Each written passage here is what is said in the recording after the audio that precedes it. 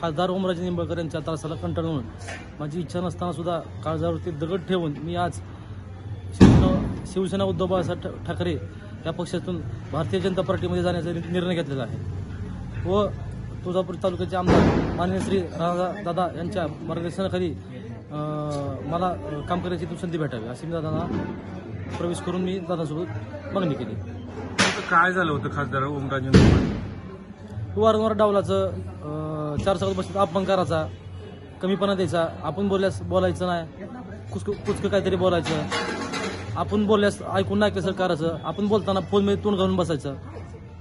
ते किती दिवसापासून चालू होतं? हे जवळपास खासदार जसे झाले तेव्हापासून त्याची ही गोष्ट चालू होती. खासदार झाल्यापासून ओमराजे बदलले? खासदार झाल्यानंतर बदलले. आधी प्रत्येकाला फोन करायचे, आधी ओमराजे स्वतः फोन उचलायचे, आता त्यांचे पे फोन उचलतात.